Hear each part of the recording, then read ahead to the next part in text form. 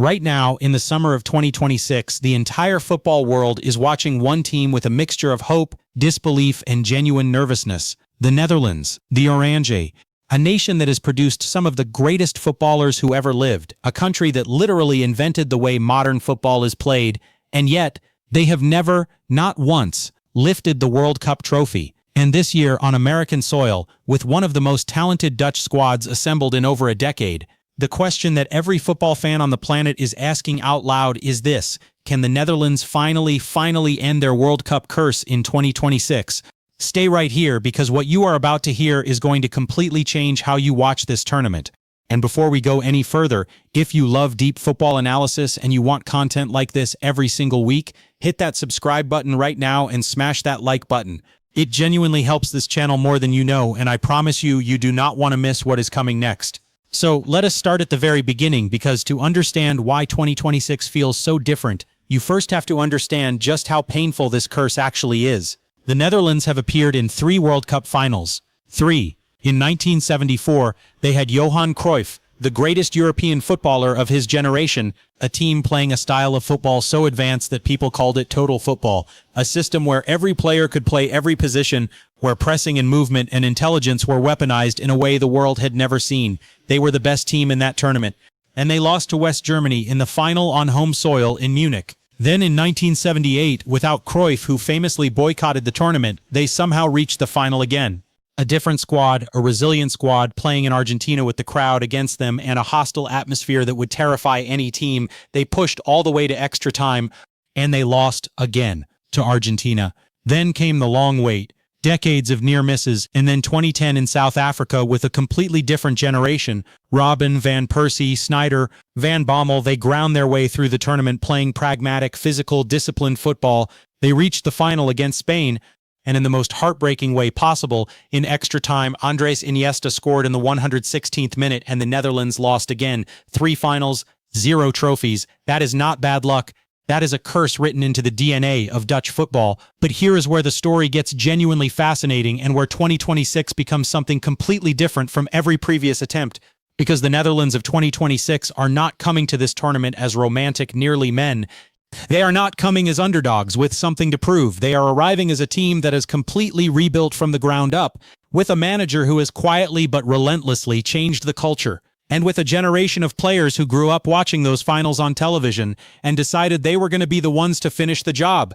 This is not a team chasing history.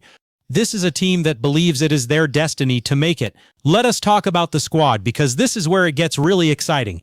The Netherlands in 2026 have a level of balance and depth across every single position that they simply have not had for many years. In goal, you have a shot stopper who is among the best in Europe. The defensive structure is organized, aggressive when it needs to be, and comfortable on the ball in a way that modern pressing football demands. But the real story is in midfield and attack, because that is where the Netherlands have assembled something genuinely special.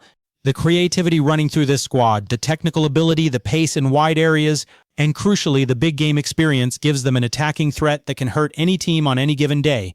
What makes this group different from the 2010 squad or the 2014 squad is that these players are not just talented individually, they play together, they understand each other. And that collective understanding, built through club football and through 2 years of intense preparation under their manager, is the kind of thing that wins World Cups. Now let us talk about the manager, because this is something that does not get nearly enough attention when people discuss the Netherlands in 2026. The coaching setup at this Dutch side has been built around one core philosophy: intensity with intelligence. It is not enough to press hard, you have to press smartly. It is not enough to attack, you have to attack with structure. The Netherlands of 2026 are a team that can adapt during a match, that can change shape, that can slow the game down when they need to protect a lead, and that can immediately shift into high gear when they need a goal. That tactical flexibility is the single biggest difference between this squad and every other Dutch generation that got close but ultimately fell short. In 1974, they were beautiful but rigid. In 2010, they were structured but limited. In 2026, they are both beautiful and adaptable, and in tournament football, that combination is almost impossible to stop. Let us also address the elephant in the room, the mental side of this. Because the curse of the Netherlands at the World Cup is not just a statistical curiosity. It has become a psychological weight that every Dutch player has had to carry the moment they put on that orange shirt. Players talk about it in interviews. Fans carry it with them every 4 years. The media in the Netherlands builds it up and tears it apart in the same breath, and for years that pressure has been part of the problem. Teams that carry the weight of history tend to play tight in big moments. They play not to lose rather than playing to win. And that defensive mindset in the final stages of a tournament is almost always the difference between champions and runners-up. But the current generation, to their enormous credit, seems to have made peace with that history in a way their predecessors never fully managed. These players have spoken openly about the curse. They have acknowledged it, discussed it in team meetings, and then they have decided to treat it not as a burden, but as motivation. That mental shift is not a small thing. In tournament football, where the margins between winning and losing are razor thin, the team that handles pressure better almost always advances further. Now here is the part of this story that the mainstream media is not telling you, and this is where things get really interesting. The 2026 World Cup being hosted across the United States, Canada, and Mexico is genuinely a different kind of tournament for a team like the Netherlands.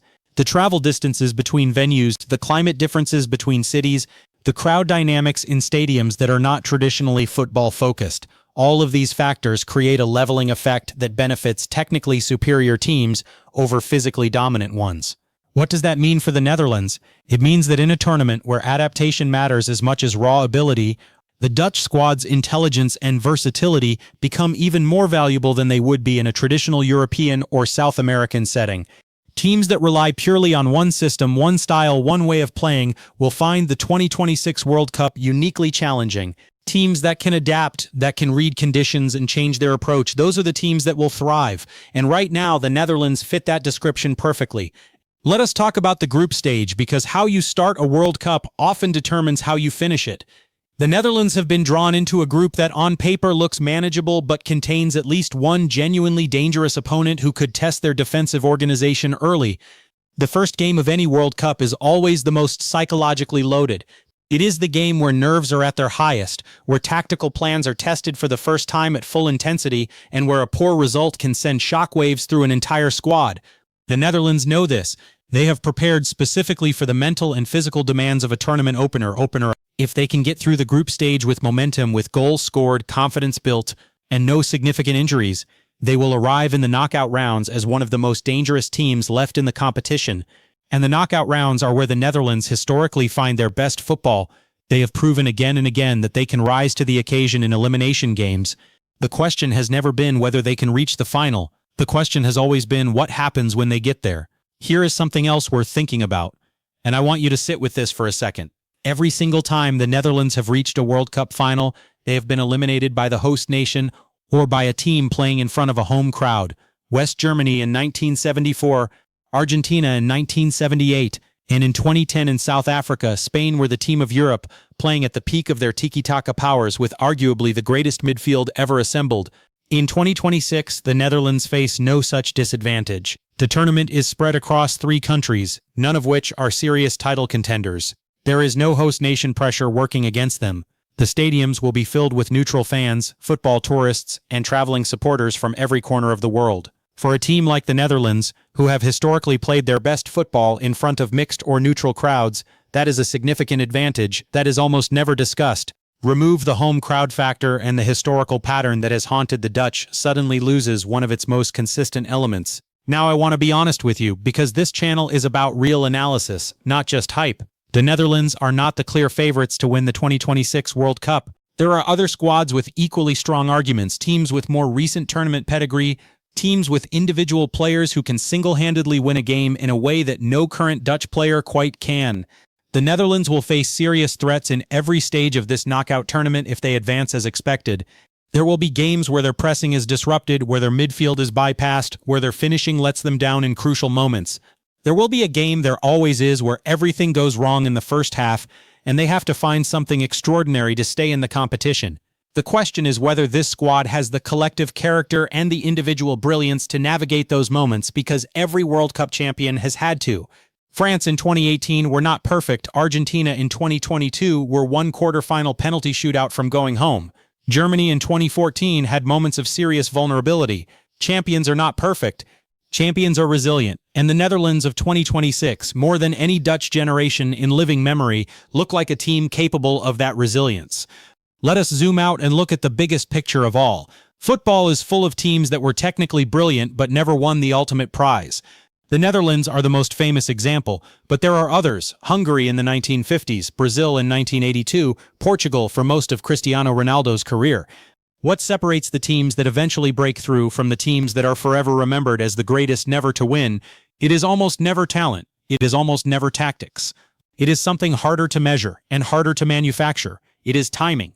It is the alignment of the right players at the right moment with the right coaching in the right tournament. And when you look at the Netherlands in 2026, what strikes you is that the alignment looks better than it has in a very long time. The core of this squad is at peak age. The manager has had time to implement his vision. The tournament structure and location suit their strengths.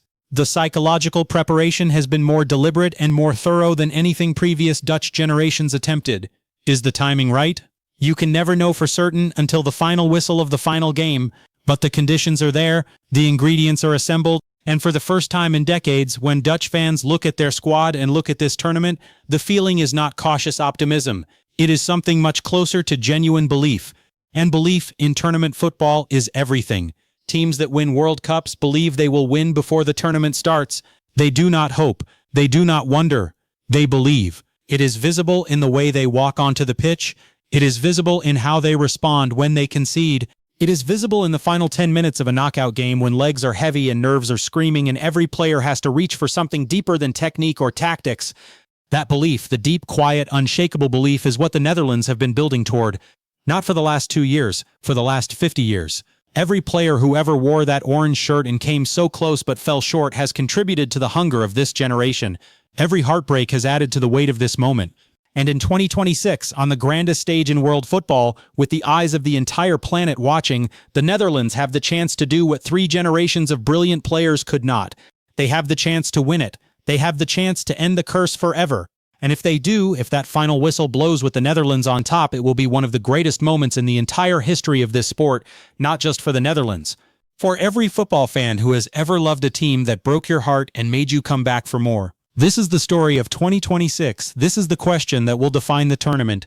Can the Netherlands end their World Cup curse? I genuinely believe we are about to find out, and I would not miss a single second of it. If this video got you fired up and made you think differently about the Netherlands in 2026, do me one favor right now. Drop a comment below and tell me whether you think the Netherlands will finally win it this year. I want to know your honest opinion, yes or no, and why. Let us get a real debate going in the comments because this community has the most knowledgeable football fans on the platform. And if you know someone who loves football and would enjoy this kind of deep analysis, share this video with them right now. It takes 2 seconds and it genuinely means everything to this channel. Like, share, subscribe, and I will see you in the next one.